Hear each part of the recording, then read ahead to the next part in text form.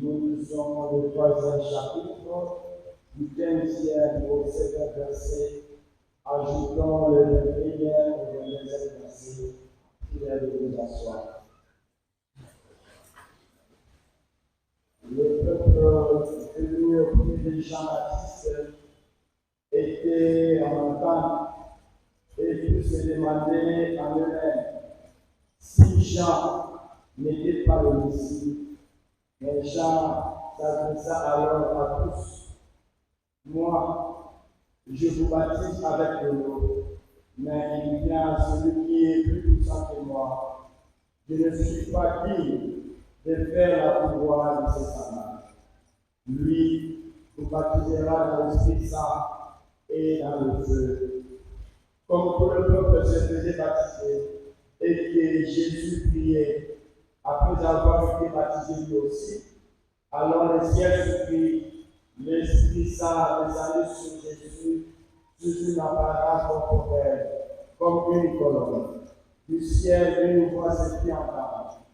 C'est toi mon fils. Moi, aujourd'hui, j'étais engendré.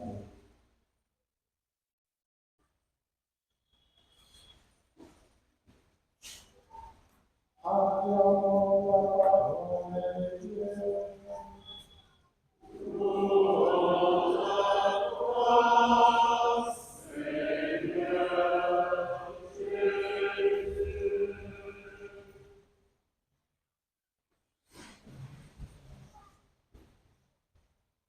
Chers frères et sœurs dans le Christ, shalom. Il est vivant, il est ressuscité, qui acclame pour le Seigneur.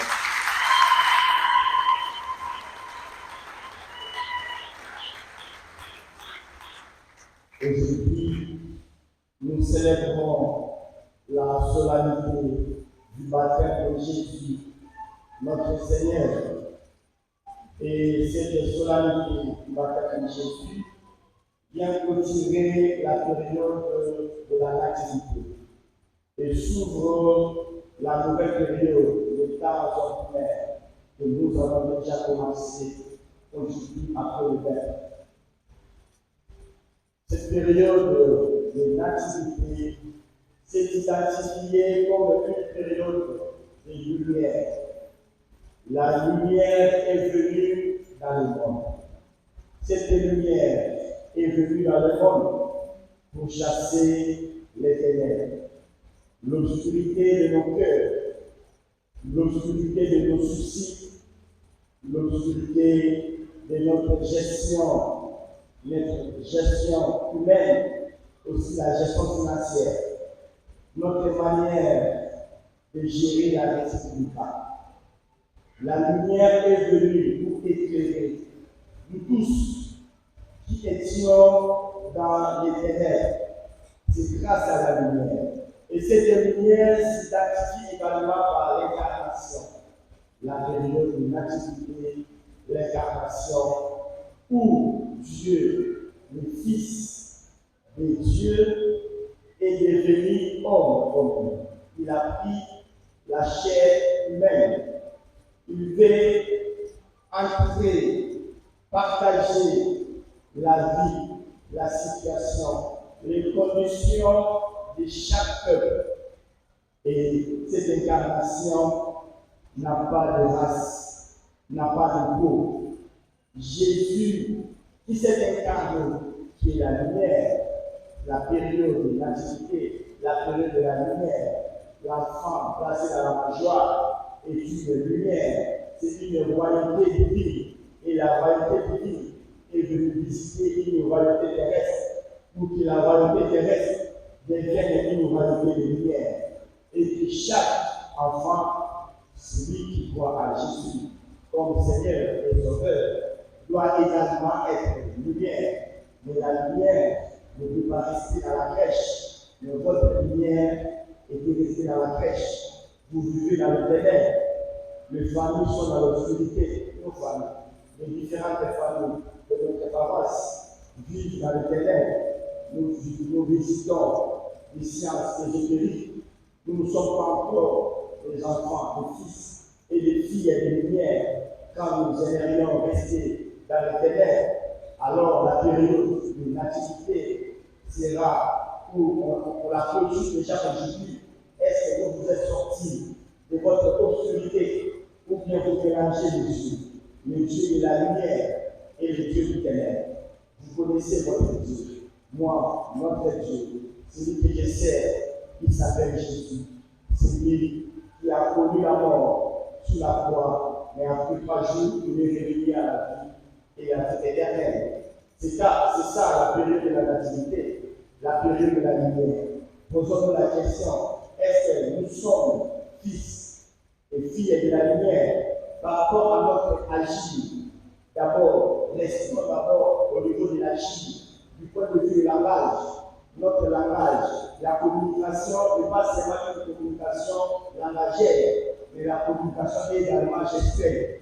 Et comment sont nos gestes? Est-ce que nos gestes communiquent Jésus ou bien nos gestes communiquent les ténèbres, l'obscurité? Et cette lumière, le dimanche passé, elle était manifestée la lumière par une étoile qu'on a appelée Épiphanie.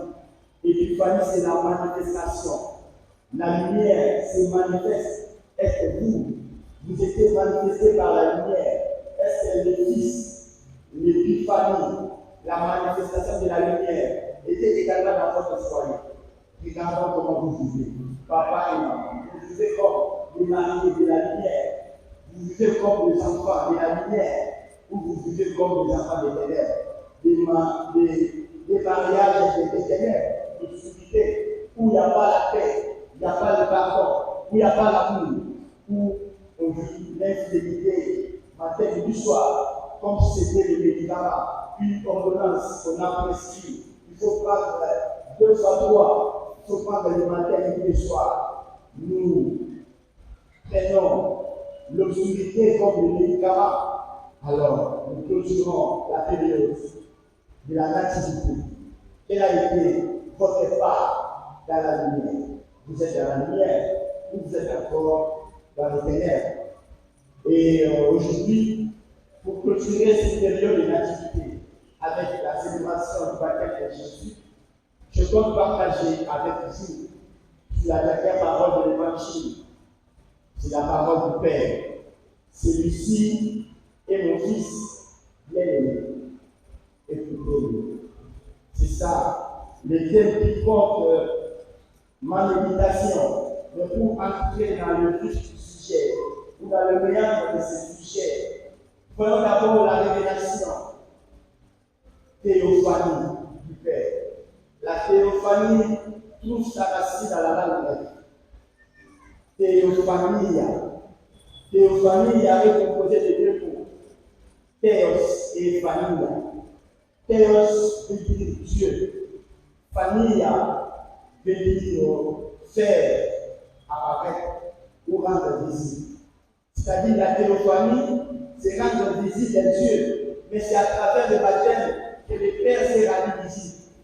Une voix de Dieu qui fut entendre du ciel, juste ici sur la terre.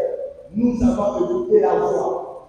Et à travers cette fête du baptême, il y a une présence de la Trinité, mais qui ne dit pas son nom. Il faut juste une interprétation. Et cette Trinité s'est rendue également visible, la théophanie, rendre visible. C'est Jésus qui vient recevoir le baptême. Est-ce qu'il était important que Jésus reçoive le baptême au mains de Jean-Baptiste? Non, c'est faux. C'est une contradiction. Jésus, c'est le Fils bien-aimé du Père, il est Dieu, et il ne peut pas recevoir les baptêmes de Jean-Baptiste. Les baptêmes de Jean-Baptiste, comme nous avons écouté dans la première lecture, c'était une voix qui criait dans le désert, et cette voix invitait le peuple à la conversion veut dire métanoïa, changement.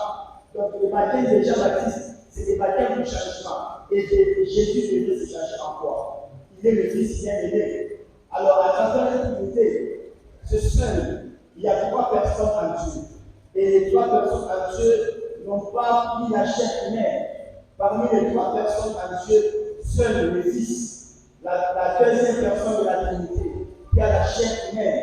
Le Père n'a pas la chair humaine, l'Esprit n'a pas la chair humaine. Dans la Trinité, c'est le Fils qui a la chair humaine. Et la chair humaine se dévoile, la théophanie. Et cette théophanie est faite de le Père à travers les baptêmes. Il y a d'une part la foi, de l'autre côté, c'est l'Esprit sous forme d'une colonne qui descend sur Jésus. Donc il y a le Fils qui sort dans l'eau de baptême, l'eau de Jésus. Il y a l'Esprit qui descend sous forme d'une colonne et il y a la voix qui vient et la voix du Père. Celui-ci est mon Fils bien-aimé. C'est ça le baptême, la solennité d'aujourd'hui. Mais la deuxième question serait, est-ce que Jésus a vécu des gens de recevoir le baptême et la conversion? La réponse est non. Mais pourquoi il a pris pour reçu ce baptême? C'est tout simplement. Jésus est vrai Dieu et vrai homme. Comme étant vrai homme, Jésus a déjà pris la chair humaine. Il voulait encore partager la condition de l'être humain. C'est-à-dire, les baptêmes de Jésus, c'est tout simplement un baptême de solidarité.